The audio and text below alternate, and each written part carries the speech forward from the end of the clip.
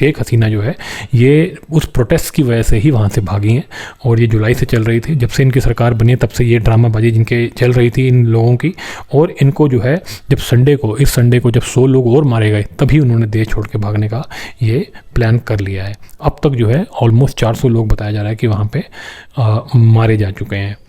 अभी चाइना गई हुई थी शेख हसीना, और बीच में मीटिंग छोड़ के आ गई थी, और इंडिया को उन्होंने कई बड़े सारे प्रोजेक्ट्स जो कि चाइना को दिए हुए थे वो उठा करके उन्होंने इंडिया को दे दिए थे, क्योंकि चाइना जो है वो बांग्लादेश को भी डेट ट्रैप के अंदर फंसा रहा था। उसके बाद से ये खबरें आ रही थी कि चाइना जो है वो नाराज़ है और शेख हसीना जो है इसके ऊपर कुछ ना कुछ वो एक्शन लेगा, और ये एक्शन हो भी गया है अब जी। तो ये बात सामने आ चुकी है कि ये स्टूडेंट प्रोटेस्ट तो नहीं है, ये एक बहुत बड़ा षड्यंत्र है जो कि स्टूडेंट प्रोटेस्ट की आड़ में किया जा रहा था। तो बांग्लादेश के अंदर ये एक जिहादी सरकार चाहते हैं, ये चाहते हैं इंडिया जो है सिर्फ पाकिस्तान से ही नहीं बांग्लादेश से भी परेशान रहे। इस वजह से ये सब काम इन्होंने करवाने शुरू कर दिए थे। ये हिंदुओं के ऊपर खतरा है, हिंदुओं को सड़कों पे मारा जा रहा है, उनकी बेटियों के साथ दुष्कर्म किया जा रहा है, और इस टाइम पे सारे अपनी जान बचा के भाग रहे हैं। कितने मर चुके हैं, कितने उनके हत्थे चढ़ चुके हैं, ये कोई नहीं जानता।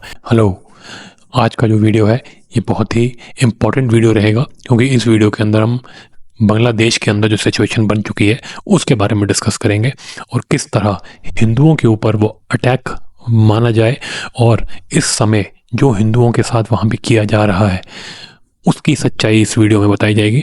तो आप इस वीडियो को अभी के अभी लाइक शेयर करें, चैनल को सब्सक्राइब करें। इस वीडियो के अंदर हम वो सारा प्रोपेगेंडा जो कि बाहर चल रहा है उसको ध्वस्त करेंगे और सच को सामने लेकर के आएंगे। तो जी सबसे पहले शुरू करते हैं अभी की जो सिचुएशन चल रही है बांग्लादेश के अंदर। आपको तो पता ही है कि बांग्लादेश पिछले कुछ दिनों से न्यूज़ में लगातार बना हुआ है, क्योंकि जो सिचुएशन है वो हर घंटे ख़राब होती जा रही है। जो खबरें आ रही हैं वो बहुत ही डराने वाली हैं, और अब ऐसा लग रहा है कि बांग्लादेश जो है एक बहुत ही गहरे खाई के अंदर गिर चुका है। तो जी सबसे पहले मैं आपको अपडेट्स दे देता हूँ जो कि अब तक आ चुके हैं। तो जी सबसे पहला अपडेट कि बांग्लादेश के जो प्रेसिडेंट हैं मोहम्मद शहाबुद्दीन, कल रात को उन्होंने एक मीटिंग बुलाई थी वहाँ पर, और उन्होंने मिलिट्री की एक सरकार बनाने के लिए, केयर टेकर सरकार बनाने के लिए जो है आर्मी जो चीफ है वक़ार उज़ ज़मान और उनके जो नेवी और एयरफोर्स के जो कमांडर हैं, जो उनके हेड्स हैं, उनको बुला करके एक पूरी मीटिंग करी थी। और इस मीटिंग के अंदर अपोजिशन के जो लोग हैं पार्टी के, और जो बीएनपी है यानी कि जो शेख हसीना की पार्टी है उसके भी कुछ नेताओं को बुला करके मीटिंग हुई है।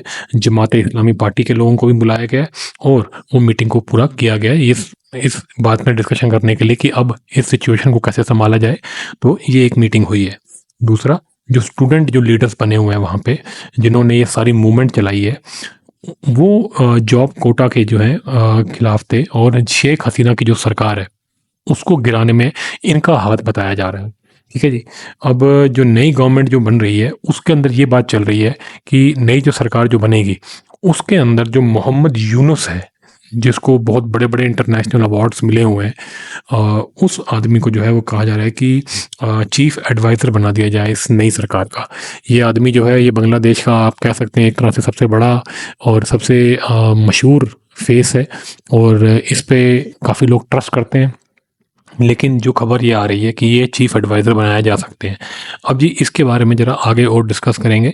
अभी के लिए फ़िलहाल के लिए इस अपडेट को आप यहीं तक समझिए। उसके बाद नाहिद इस्लाम, जो कि स्टूडेंट की जो मूवमेंट चल रही है, जिसको स्टूडेंट मूवमेंट कह रहे हैं बांग्लादेश के अंदर, उसका कोऑर्डिनेटर है। इसने कहा है कि जो प्रोफेसर यूनुस है वो उन्होंने मान भी लिया है कि हाँ मैं वो रोल लेने के लिए तैयार हूँ। ठीक है जी। अब बात कर लेते हैं जनरल वाकर की, जो इनका मिलिट्री का जो कमांडर है। उसने जो है कल आकर के देश के सामने एक संदेश दिया। उसने ये कहा है कि शेख हसीना ने रिज़ाइन कर दिया है और आर्मी जो है वो इंटरिम गवर्नमेंट वो बनाएगी। उसने कहा जी कंट्री ने बहुत सफ़र कर लिया है और इकोनॉमी का बड़ा बुरा हाल है, बहुत से लोग मर गए हैं, अब इस पूरी वायलेंस को रोकने का समय आ चुका है। ये कल उन्होंने रात को वहाँ पे बोला है।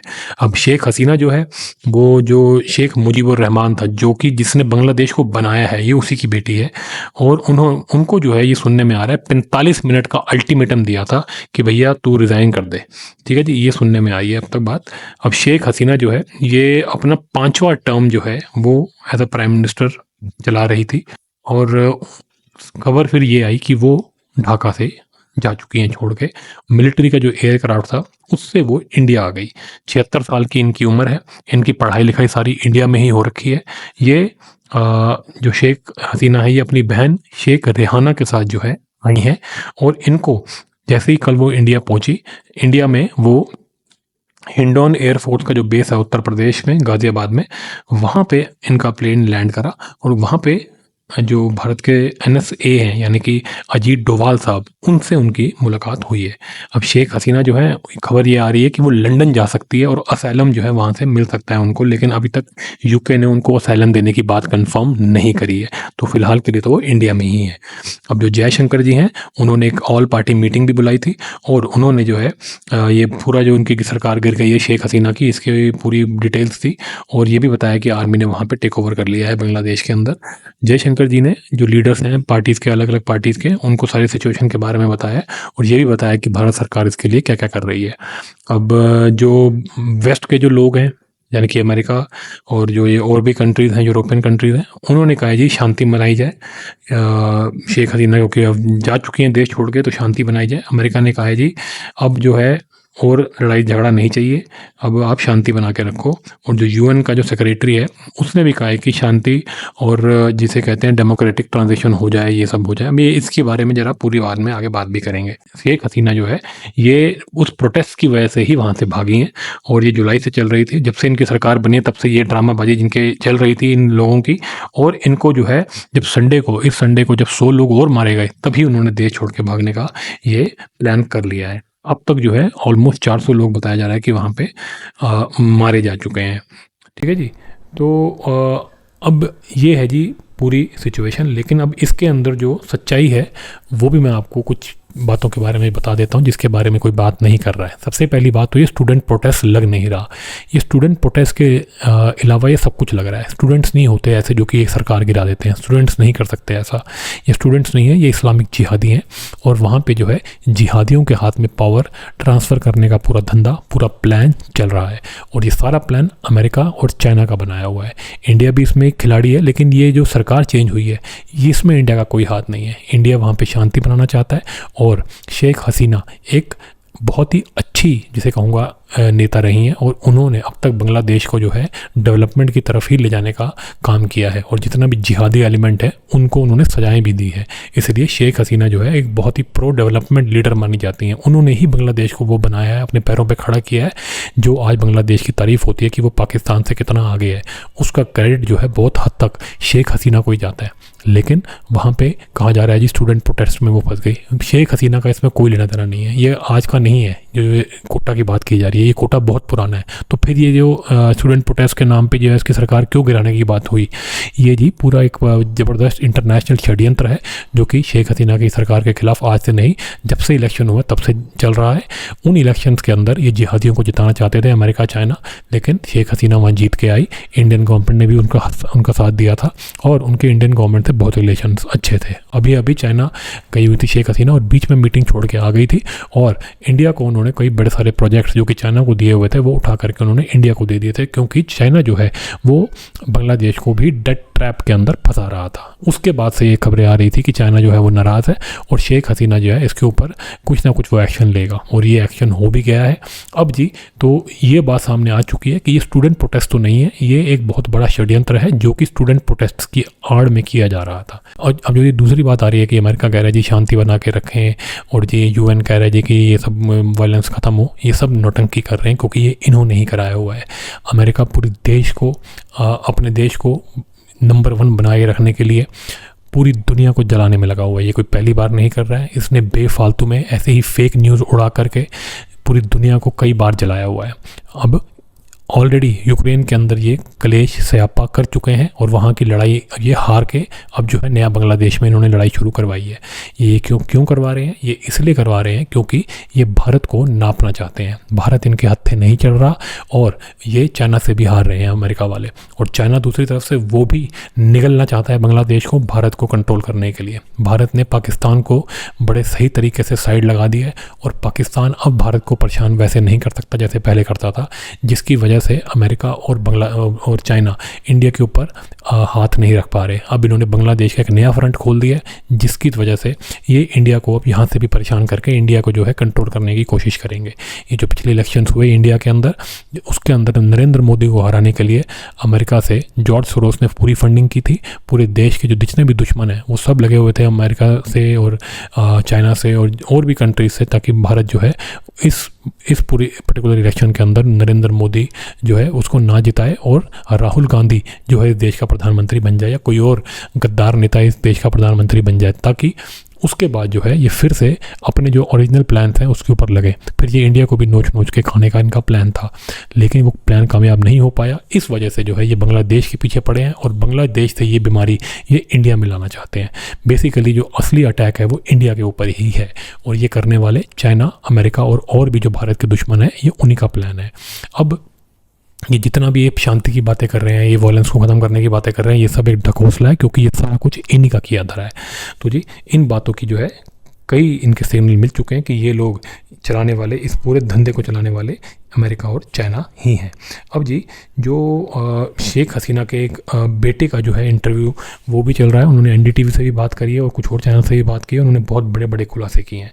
इन्होंने कह दिया है कि जी वो बांग्लादेश छोड़ के जाना नहीं चाहती थी शेख हसीना, लेकिन उनको जो है उनकी फैमिली ने जो है उनको प्रेशराइज़ किया कि आपकी जान को खतरा है और आप भाग जाइए, तो इसलिए वो वहाँ से छोड़ के भागी हैं। उन्होंने ये भी कहा है कि उनके साथ जो है उनकी बहन जो है वो भी है और चीज़ें बड़ी ख़राब सिचुएशन के अंदर हैं। और उन्होंने ये कहा कि वहाँ पे एनार्की जो है वो बिल्कुल तरह फैल चुकी है बांग्लादेश के अंदर, लेकिन उनकी शेख हसीना जो हैं वो अभी बिल्कुल ठीक ठाक हैं और वो इंडिया में आ चुकी हैं। ठीक है जी। उन्होंने कहा है कि जी शेख हसीना का सपना था कि बांग्लादेश को जो है वो एक डेवलप्ड कंट्री बनाना चाहती थी, लेकिन सारा का सारा जो है ये प्लान को बर्बाद कर दिया बैठ करके, और इसका जो है वो ठीकड़ा जो है कहीं ना कहीं वो अमेरिका और चाइना पे ही फोड़ रहे हैं, डायरेक्टली और इनडायरेक्टली। उन्होंने ये कहा है जी कि 7 महीने हुए कि जब वो अभी इलेक्शन जीती थी, लेकिन 7 महीने के अंदर अंदर उनकी सरकार को षड्यंत्र करके गिरा दिया गया। ठीक है जी। उसके बाद ये उन्होंने बातें और भी बहुत बड़ी बड़ी करी हैं। उन्होंने ये कहा है कि जी बांग्लादेश के अंदर जो है वो चाहते हैं कि वहाँ पे प्रॉपर इलेक्शंस हों और डेमोक्रेटिक प्रोसेस से ही वहाँ पे सरकार बने जो अब बनेगी। ये उन्होंने बात उठाई है। और उन्होंने कहा है कि बांग्लादेश जानता है कि शेख हसीना ने उनके लिए क्या क्या काम किए हैं, कितने बड़े बड़े काम किए हैं, और अगर बांग्लादेश के लोग अब खड़े नहीं हुए तो बांग्लादेश बर्बाद हो जाएगा, ये उन्होंने बोला है। और जो माइनॉरिटीज़ हैं उनके ऊपर बिल्कुल हाहाकार मचा दिया जाएगा। इसका मतलब है उन्होंने कह दिया है कि अब माइनॉरिटीज़ को जो है ये लोग छोड़ेंगे नहीं। बांग्लादेश को अब तक जो भी शेख हसीना ने बचा के रखा था वो सब बर्बाद कर दिया जाएगा और मिनॉरिटीज़ की जो है जानें ले ली जाएंगी, ये उन्होंने साफ साफ कह दिया। मिनॉरिटीज़ का मतलब है हिंदूज़ और क्रिश्चियंस।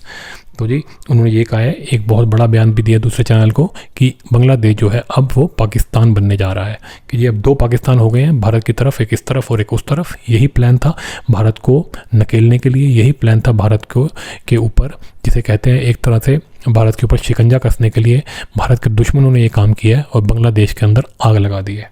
ठीक है जी। उन्होंने कहा कि जो शेख हसीना की पार्टी है आज भी उसके पास सबसे ज़्यादा सीटें हैं, सबसे ज़्यादा पॉपुलर वही पार्टी है, और वो जो पार्टी है वो वापस आ सकती है पावर में। लेकिन अब वो ये कह रहे हैं कि जो मिलिटेंट्स हैं उनको फुल छूट दे रखी है, इसलिए जो है देश के अंदर हाहाकार मची हुई है। अब वो एक बात और भी कह रहे हैं कि शायद अब शेख हसीना वापस नहीं आएंगी, इस तरह की बात भी उनका बेटा कर रहा है। तो जी ये सब बातें हुई हैं। अब सारी बातें तो ये सब चली रही हैं, इनके बेटे ने भी बहुत बड़ी बड़ी बातें कर दी हैं, लेकिन मैं आपको जो है अब थोड़ी बातें वो बताता हूँ जो कि इन न्यूज़ के अंदर नहीं आती हैं, जो कि ऐसी चीज़ें हैं जो कि बताई नहीं जाती, क्योंकि ये जितने भी न्यूज़ चैनल्स हैं ये कहीं ना कहीं एक एजेंडा के दम पे ही चलाए जाते हैं। अब सुनिए जी, मैंने जो आपको बताया कि अमेरिका और चाइना का इसके अंदर कितना बड़ा हाथ है, वही बात शेख हसीना का बेटा भी कहीं ना कहीं इंगित कर रहा है कि ये षड्यंत्र हुआ है उनके साथ, उनकी माँ के पीछे पिछले 7 महीने से, जब से वो इलेक्शन जीत के आई है तब से ये लोग पड़े हुए थे। अभी देखिए जी, अमेरिका जो है वो बड़ी बुरी सिचुएशन के अंदर है। उसका खुद का जो है पूरी दुनिया में जो आग लगाने का जो प्लान है वो हमेशा से यही प्लान को अपनाता है, चाहे पहले वो ISIS को बनाना हो या इराक ईरान को जो है इनके साथ पंगे लेना हो, इनको जला देना हो, कई कंट्रियों को लूटना हो, ये अमेरिका हमेशा से करता आया है। तो कभी ये जिसे कहते हैं वेपन्स ऑफ मास डिस्ट्रक्शन का बहाना बनाता है, कभी एट्रॉसिटीज़ का बहाना बनाता है, कभी किसी चीज़ का बहाना बनाता है, कभी किसी चीज़ का बहाना बनाता है। तो लेकिन अंदर से ये सारे कुकर्म ये खुद ही करता है और अपनी चीज़ों को पाने के लिए, एक बहाना बनाने के लिए दुनिया के सामने एक नाटक रचते हैं, फेक न्यूज़ का पूरा जाल बनाते हैं और जा करके दूसरी कंट्रीज़ के अंदर आग लगाते हैं और उनको लूटते हैं। यही इनका प्लान होता है अमेरिका का, और ये पूरी दुनिया अब समझ चुकी है। यूक्रेन में अभी आज से 2 साल पहले ये काम इन्होंने किया है। यूक्रेन आज भी जो है पूरा जल रहा है और यूक्रेन की मदद के नाम पे अमेरिका जो है दुनिया भर से जो है पैसे यूक्रेन भिजवाता है और वही पैसा सारा करप्शन में लग रहा है और लोग उसको जो है नेता, करप्ट नेता अमेरिका के भी और यूक्रेन के भी उस पैसे को लुटा रहे हैं, लूट के खा रहे हैं, मज़े कर रहे हैं और पूरी दुनिया को जो है इन्होंने, पूरी दुनिया की इकॉनमी को जो है इन्होंने तहस महस कर रखा है। भारत बचा हुआ है क्योंकि मोदी साहब ने बहुत बढ़िया मैनेजमेंट करी है और इसमें से अपना फ़ायदा ढूंढा है, क्योंकि ये सारे जो हैं ये मक्कारी है, ये सिर्फ लोगों के दुख के ऊपर जो है इन लोगों ने पैसा बनाने की कोशिश की थी, ये अमेरिका ने, और इसीलिए इसने यूक्रेन के अंदर ये लड़ाई शुरू करवाई थी। लेकिन इस चीज़ से ना डरते हुए, इस चीज़ की असलियत समझते हुए मोदी साहब ने अमेरिका की चाल को भी समझ लिया और उसके अंदर भी अपना जो है और दुनिया का जो है फ़ायदा ढूंढा। अब देखिए जी, अब ये सब चीज़ें तो चल रही हैं, अमेरिका एक के बाद एक कंट्रीज़ को लड़ाना चाहता है, एक के बाद एक कंट्रीज़ को जलाना चाहता है। चाइना जो है दूसरी तरफ से उसका भी यही काम है, लड़ाओ, धमकाओ, डराओ और ज़्यादा से ज़्यादा कंट्रीज़ के ऊपर कब्जा करो। अब चाइना और अमेरिका दोनों के दोनों बांग्लादेश के अंदर आग लगाना चाहते हैं इंडिया को नापने के लिए, और ऑब्वियसली जब लड़ाइयाँ होती हैं तो इनका सामान बहुत बिकता है, उस चीज़ में भी ये लोग इंटरेस्टेड रहते हैं। तो बांग्लादेश के अंदर ये एक जिहादी सरकार चाहते हैं, ये चाहते हैं इंडिया जो है सिर्फ पाकिस्तान से ही नहीं बांग्लादेश से भी परेशान रहे। इस वजह से ये सब काम इन्होंने करवाने शुरू कर दिए थे। और ये एक जिसे कहते हैं एक, मैं कहूँगा एक तरह का स्टूडेंट के नाम पे जो है इन्होंने जिहादियों को जितवा दिया है वहाँ पे। अब ये शेख हसीना को इलेक्शंस में हरा नहीं सकते हैं, तो स्टूडेंट्स का बहाना बना के, कोटा का बहाना बना के उस देश के अंदर दंगे करवा के, हिंदुओं को मरवा के और वहाँ पे सरकार चेंज करवा दी है इन्होंने। अब सुनने में ये आ रहा है कि ये सारा प्लान तो अमेरिका का था, ये जो स्टूडेंट एजिटेशन वगैरह करने का, लेकिन आर्मी जो है वो चाइना के कब्जे में है। तो आर्मी ने चाइना ने इस चीज़ का फ़ायदा उठाया और अमेरिका की मेहनत का जो है फ़ायदा चाइना उठा के ले जाएगी, ये ऐसा लग रहा है, क्योंकि चाइना जो है वो अपनी सरकार बना रही है वहाँ पे, उनके प्रो सरकार बना रही है। इसका मतलब है अब बांग्लादेश भी भूखा नंगा होने वाला है, जैसे कि श्रीलंका हो चुका है, जैसे कि पाकिस्तान हो चुका है। तो चाइना जो है उसने इस चीज़ का फ़ायदा उठा लिया, ये एक खबर आ रही है। अमेरिका जो है वो भी ज़्यादा दिमाग लगा रहा था, लेकिन बिल्कुल जिसे कहते हैं उसकी स्ट्रैटेजी को चाइना ने समझ करके उसके हाथ से जो है, जिसे कहते हैं ना हाथ तो आया पर मुंह ना लगा, वो वाली सिचुएशन हो गई है। अब बांग्लादेश जो है चाइना के हाथ में ऐसा लग रहा है आ गया है। तो अब क्या इंडिया के लिए, इसके लिए क्या खतरा है? इंडिया के लिए इसमें बहुत सारे मैसेजेस हैं। सबसे पहली बात, इस्लामिस्टों से कितना खतरा है इंडिया को, इंडिया के बाहर और इंडिया के अंदर। हमारे एक बहुत बड़े मिलिट्री के हेड ने ये बात कही थी कि इंडिया 2.5 मोर्चे पर लड़ रहा है। तो जो 2.5 मोर्चा था, 2 बाहर था और एक आधा अंदर था, अब ये जो है बढ़ के 3.5 मोर्चा हो गया है, 3 बाहर और 1 अंदर, आधा अंदर। तो जो आधा अंदर है अब इसको ठीक करना पड़ेगा नरेंद्र मोदी को, और जो बाहर एक और फ्रंट बना दिया है इससे भी अब लड़ना पड़ेगा। नरेंद्र मोदी के लिए परेशानियाँ बढ़ गई हैं क्योंकि अब दोनों तरफ पाकिस्तान हो चुके हैं पहले की तरह। अब इंडिया इसमें क्या करेगी? जब तक बांग्लादेश बना हुआ था, प्रो इंडिया था और इंडिया के अंदर शांति बनी हुई थी, लेकिन अब जो है ये दोनों तरफ से हमारे को डिस्टेबलाइज करने की कोशिश करेंगे। और जो प्लान सुनने में आ रहा है वो अमेरिका का ओरिजिनल प्लान यही था कि एक पूरी क्रिश्चियन कंट्री बना देनी है इंडिया और बांग्लादेश की कुछ कंट्रीज़ को जोड़ के। आपको पता होगा मणिपुर में क्या हो रहा है, ये उसी का एक बड़ा प्लान है। मणिपुर के अंदर जो है कोकेन और ड्रग्स के माध्यम से जो है ये एक अलग सी स्टेट काटना चाहते हैं, हिंदुओं को मार के। वहाँ पे यही काम चल रहा है कि एक अलग कंट्री बना ली जाए और उस कंट्री को जो है फिर जिहादियों के माध्यम से तोड़ करके, बांग्लादेश से, वेस्ट बंगाल से तोड़ करके एक नई कंट्री बना करके जो है पूरा कॉरिडोर बना दिया जाए और वहाँ से जो है फिर इंडिया के अंदर, पूरे साउथ ईस्ट एशिया के अंदर जो है पूरे ट्रेड को कब्जा किया जाए और इंडिया को और नाप लिया जाए। यही इनका प्लान था अमेरिका का। लेकिन अब ये इस पर कितना सक्सेस हो पाते हैं ये आगे भी देखना पड़ेगा। और चाइना इसके अंदर क्या करना चाहता है? देखिए जी, चाइना जो है वो इस एरिया में आना चाहता था क्योंकि इंडिया से उसको खतरा था। इंडिया वेस्ट बंगाल के ऊपर जो है बैठा हुआ है और इंडिया उसकी सारे ट्रेड के ऊपर नज़र रखे हुए है। अब इस चीज़ को जो है, इस चीज़ को मतलब कंट्रोल करने के लिए वो एक बांग्लादेश के अंदर जो है अपना कब्जा करना चाहता था, एक बेस बनाना चाहता था, जो अब लगता है कि शायद वो बना लेगा। तो ये वो अपनी सिक्योरिटी के लिए कर रहा था। अमेरिका एक अलग कंट्री बनाना चाहता है, चाइना उसके अंदर अपना कंट्रोल करना चाहता है, और एक तरफ इंडिया है जो कि इन दोनों से लड़ रहा है। इनफैक्ट अब इंडिया को तो मतलब हर तरफ से घेरने का जो प्लान था वो कहीं ना कहीं सक्सेसफुल होता दिख रहा है। तो अब इंडिया जो है उसके लिए बड़ा स्ट्रेटेजिक टाइम आ गया है। तो क्या इंडिया को अग्रेसिव स्टांस लेना पड़ेगा? क्या मोदी जी अब पहले की तरह लिबरी करते रहेंगे? क्या ये सारा दिन बैठ करके जो है मास्टर स्ट्रोक की बातें करेंगे, या मोदी जी अब डंडा उठाएंगे? क्योंकि अब जो ये बांग्लादेश में जो हो गया है, इससे साफ पता चल गया कि क्या प्लान है। अब यही चीज़ें वो भारत के अंदर करवाना चाहते हैं, और आज नहीं तो कल ये चीज़ें होंगी। नरेंद्र मोदी को ये हरा नहीं पा रहे हैं, जिस तरह शेख हसीना को नहीं हरा पा रहे थे, इसलिए वहाँ से उनको हटवा दिया गया। अब ये नरेंद्र मोदी को भी क्योंकि हरा नहीं सकते, तो उसको ऐसे ही धमका के, डरा के, देश के अंदर आग लगा के ये काम करवाएंगे। और वो काम करवाने के लिए राहुल गांधी ऑलरेडी काम पे लगा हुआ है। स्टूडेंट्स को आपको देखा होगा आपने किस तरह स्टूडेंट्स को भड़का रहा था, ये अग्निवीर के मामले में, अग्निपथ स्कीम के मामले में, नीट के मामले में, जबकि इसके अंदर कोई कंट्रोवर्सी नहीं थी, लेकिन उसने पूरे देश को जलाने की कोशिश करी ताकि स्टूडेंट्स की आड़ में ये वही कर सकें जो कि इन्होंने बांग्लादेश के अंदर किया है। आगजनी, लड़ाई झगड़े, स्टूडेंट्स की आड़ में जो है नरेंद्र मोदी को जो है इस सरकार से उतार देना, और आ करके देश के अंदर अराजकता फैला देना और चोरी चकारी स्टार्ट कर देना दोबारा से। तो ये जहाँ पे सरकारें नहीं चला सकते, जहाँ पे ये सरकारों को अपने हिसाब से नहीं चला पाते, वहाँ पे ये आग लगा देते हैं। तो यही प्लान समझ में आ रहा है, और राहुल गांधी जो है इन सब प्लान के लिए सरगना है, क्योंकि वही सबसे बड़ा गधा है।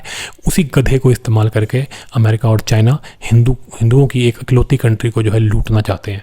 लेकिन अब नरेंद्र मोदी के लिए खतरे की घंटी बज चुकी है, उनको डंडा उठाना पड़ेगा, क्योंकि अब समय निकल चुका है लिबिर करने का। अब टाइम आ गया डंडा उठा करके डंडा चलाने का। अब जी आपसे एक और जो इम्पोर्टेंट बात करनी थी वो ये थी, जो हिंदुओं की हालत है बांग्लादेश के अंदर। हिंदुओं पे इस टाइम पे कहर बरपा जा रहा है। हिंदुओं को जला के, जिंदा जला करके उनको परेड किया जा रहा है सड़कों पे।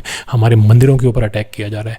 इस्कॉन जो है, जो बहुत बड़ी एक स्पिरिचुअल संस्था है भारत की, जो पूरी दुनिया के अंदर जो है हिंदू धर्म का, वैष्णविज्म का प्रचार करती है और लोगों को भक्त बनाती है, उस ऑर्गेनाइजेशन पे इन्होंने अटैक कर दिया। आपको पता होगा बांग्लादेश पहले भारत का ही हिस्सा था, और बहुत सारे हमारे धार्मिक बड़े बड़े स्थान उनको आज भी इस्कॉन मेंटेन करती है, उनको बचा के रखती है इस जिहादी लैंड के अंदर, जो कि अब बन गया बांग्लादेश में। लेकिन इस दंगे के दौरान उन सब के ऊपर अटैक किया गया। इस्कॉन के कई मंदिर जला दिए गए हैं, सारी वीडियोस फोटोग्राफ सामने आ चुकी हैं, और इस्कॉन बांग्लादेश के प्रेसिडेंट ने अपनी एक वीडियो निकाल करके बताया है कि वो किस तरह खतरे में है, और सारे हिंदू खतरे में है। वो सब एक जगह बंद हुए हैं, और वो लोग अपनी जान की जो है मतलब किस तरह बचा रहे हैं अपनी जान को और मंदिर को, वो वही जानते हैं। उन्होंने ये भी कहा है कि वो तो साधु हैं, उनको अपनी जान की कोई फिक्र नहीं है, और वो बांग्लादेश छोड़ के अपने मंदिरों को, अपने देवी देवताओं के विग्रह को छोड़ के कहीं नहीं जाएंगे। लेकिन उन्होंने सरकार से ये बात की प्रार्थना करी कि जो आम हिंदू है आप उनको बचाइए। ये है जी इस्कॉन की कमिटमेंट, ये है हमारे हिंदू धर्म की तरफ हमारे हिंदुओं की कमिटमेंट। तो अब मोदी साहब को हिंदुओं के ऊपर जो अटैक हो रहे हैं, इस्कॉन जैसी संस्थाओं के ऊपर जो अटैक हो रहे हैं, हमारे देवी देवताओं के मंदिरों के ऊपर जो अटैक हो रहे हैं, उसके लिए कुछ करना पड़ेगा। अब हिंदुओं को इकट्ठा होना पड़ेगा, और हिंदुओं की जो सरकार है, मोदी सरकार, जिसको हमने दोबारा से जिताया है, ये उसका अब एक तरह से उसका दायित्व है, ये उसका काम बनता है, ये उसकी रिस्पॉन्सिबिलिटी बनती है कि अब वो हिंदुओं को बचाए, हमारे मंदिरों को बचाए, इस्कॉन को बचाए। अब ऐसे नहीं चलेगा। ये हमारे साधु संतों के ऊपर बहुत बड़ा खतरा मंडरा रहा है इस टाइम पे, और भारत सरकार बैठ के मूक दर्शक नहीं बन सकती। तुमने अगर शेख हसीना को बचाया है, तो हमारे धर्म को बचाने के लिए हमारे देवी देवताओं के मंदिरों को, इस्कॉन को, हमारे डेवोटीज़ को, हमारे भक्तों को, आम हिंदुओं को भी तुम्हें बचाना पड़ेगा। सिर्फ शेख हसीना को वहाँ से साफ जीवित निकालने का काम नहीं है सिर्फ मोदी सरकार का, बाकियों को भी बचाने का है। इन सब हिंदुओं को बचाओ, और इसका एक कड़ा जवाब दो। आज भी हिंदुओं की जो साइट्स हैं, जो कि हमारे धार्मिक स्थल हैं, वो आज भी बांग्लादेश के अंदर हैं, जिनको बचा के रखा हुआ है इस्कॉन ने। बहुत सारे ऐसे स्थल जो है पाकिस्तान के अंदर भी हैं, हिंदुओं के परचम वहाँ पर भी इस्कॉन लहराता है। पाकिस्तान के अंदर भी इस्कॉन ने अपने सेंटर खोल रखे हैं, लेकिन ये सब 24 घंटे खतरे में काम करते हैं। और अगर इनको सेफ्टी मोदी सरकार नहीं देगी, भारत की सरकार नहीं देगी, तो कौन देगा? यही लोग हैं जो कि मोदी के साथ, भारत के साथ, हिंदू धर्म के साथ हमेशा खड़े रहते हैं। और आज वो समय आ गया है कि जब इनकी प्रोटेक्शन की जाए। तो मैं मोदी सरकार से हाथ जोड़ के प्रार्थना करता हूँ कि कृपा करके इस्कॉन के मंदिरों की, इस्कॉन के साधु संतों की, इस्कॉन के डेवोटीज़ की, आम हिंदुओं की बांग्लादेश के अंदर जान बचाई जाए। अब जी आखिरी पॉइंट पे मैं आपके पास आ रहा हूँ, जो कि सबसे इम्पोर्टेंट पॉइंट है, जिसका आप सबको ध्यान रखना है। खैर पॉइंट तो सारे इंपॉर्टेंट है, लेकिन ये भी एक बड़ा इंपॉर्टेंट पॉइंट है एक फेक न्यूज़ का धंधा पूरी तरह चल रहा है सोशल मीडिया पे कि जी वहाँ पे तो मुसलमान हिंदुओं को बचा रहे हैं, हिंदुओं को मंदिरों को बचा रहे हैं। जानबूझ के झूठी फोटोएं वहाँ से फैलाई जा रही हैं जिसके अंदर लुंगी वाले दाढ़ी वाले मुसलमान जो है मंदिरों के बाहर खड़े कर दिए हैं और फोटो खींच के बता रहे हैं कि जी देखो ये तो हिंदू मंदिरों को बचा रहे हैं। असलियत बिल्कुल और है, ये हिंदुओं को जला रहे हैं, हिंदुओं के मंदिरों को जला रहे हैं, हिंदुओं के मंदिरों पर अटैक कर रहे हैं। लेकिन क्योंकि ये चीज़ें एक्सपोज करती है मुसलमानों को, ये एक्सपोज करती है अमेरिका को, चाइना को, जिहादियों को, इस देश के अंदर बैठे 0.5 जो है खतरनाक टाइम बॉम्ब को ये एक्सपोज करती है, हिंदुओं की आंखें खोलती है। तो ये हिंदुओं को बेवकूफ़ बनाने के लिए झूठ फैला रहे हैं और ये वहाँ से फैलाया जा रहा है बांग्लादेश से, और ताकि यहाँ के जो बैठे हुए अर्बन जो नक्सल्स हैं, जिहादी हैं, ये बैठ करके जो है उसका वो उन फोटोग्राफ्स को, उन झूठी फोटोग्राफ्स को चला करके जो है हिंदुओं को बरगला सकें। ये हिंदुओं के ऊपर खतरा है, हिंदुओं को सड़कों पर मारा जा रहा है, उनकी बेटियों के साथ दुष्कर्म किया जा रहा है और इस टाइम पे सारे अपनी जान बचा के भाग रहे हैं। कितने मर चुके हैं, कितने उनके हत्थे चढ़ चुके हैं, ये कोई नहीं जानता। तो आप इन झूठी अफवाहों के अंदर मत फंसिए। कोई हिंदू मुस्लिम का प्यार नहीं वहाँ पे फैल रहा, वहाँ कोई मुसलमान हिंदुओं को नहीं बचा रहा। हिंदू धर्म जो है अपनी जान बचाने के लिए भाग रहे हैं। बड़े बड़े हिंदू क्रिकेटर्स जो हैं उनके घरों को आग लगा दी गई है। कोई सेफ नहीं है हिंदू, वहाँ पे हिंदुओं का नरसंहार हो रहा है। इसलिए हिंदुओं के लिए मैसेज है कि तुम अपनी सेफ्टी के लिए खुद सोचो। अब ये भाई भतीज वाला, ये हमारे जिसे कहते हैं हिंदू मुस्लिम भाई भाई का ये ढकोसला, ये मीम भीम वाले ढकोसले, ये जितने भी हिंदुओं को तोड़ने के लिए ये मीम को जो घुसाया जाता है बीच बीच में, हमारे को इनका भाई बनाया जाता है, ये भाईचारा जो बना रखा है, इस सब के खिलाफ अब हिंदू को खड़ा होना पड़ेगा और ये नौटंकीबाजी बंद करनी पड़ेगी। जितने भी ये बैठे सोशल मीडिया के ऊपर ये जितने भी फेक न्यूज़ फैला रहे हैं, इनके खिलाफ अब सरकार जो है कार्रवाई करे और आम लोग इन वीडियोस, इन नकली फ़ोटोज़ के बिल्कुल भी बहकावे में ना आए। हिंदू खतरे में है, हिंदू मर रहा है और वहाँ पे पाकिस्तान में भी और बांग्लादेश के अंदर भी हिंदू लड़कियों को पूरी तरह एब्यूज़ किया जा रहा है, उनके जो है जिंदा आग लगा दी जा रही है और उनके ऊपर खतरा मंडरा रहा है। बाकी सब हिंदू डर में है और वो अपनी जान जो है किसी तरीके से बचाए हुए हैं। अब सरकार के ऊपर है वो कैसे बचाएगी। तो इसलिए इस फेक न्यूज़ के आप बिल्कुल जंजाल में मत फंसिएगा और इन जिहादियों की बातों में बिल्कुल भी मत उलझिएगा। मैं सरकार से इस वीडियो के अंत में ये रिक्वेस्ट करना चाहता हूँ कि ना ही सिर्फ आप उन हिंदुओं की जान बचाएं जो कि बांग्लादेश के अंदर हैं, इस्कॉन का जो है आप रक्षा करें और हमारे साधु संतों की रक्षा करें, लेकिन अब आप बड़ा प्लान भी बनाइए कि क्या इस देश के अंदर अब ऐसे ही चलता रहेगा। क्या इस देश के अंदर जो मुसलमानों की गिनती बढ़ रही है और जो ये षड्यंत्रों में लगे हुए हैं, ये क्या इस देश को सिर्फ बाहर से तो तोड़ ही चुके हैं एक बार, क्या ये देश अब अंदर से भी टूटने वाला है? क्या ये देश को दोबारा तोड़ने वाले हैं अंदर से? ये क्या करने वाले हैं? इस चीज़ के ऊपर अब मोदी सरकार जो है वो ध्यान दे। अब ऐसे नहीं चल सकता। अब ये खतरे की घंटी बज चुकी है। अब आपको दिख चुका है कि ये क्या कर सकते हैं। अब ये हिंदुस्तान में होगा और राहुल गांधी के जरिए से ये इसको और तेज़ी से करवाया जाएगा।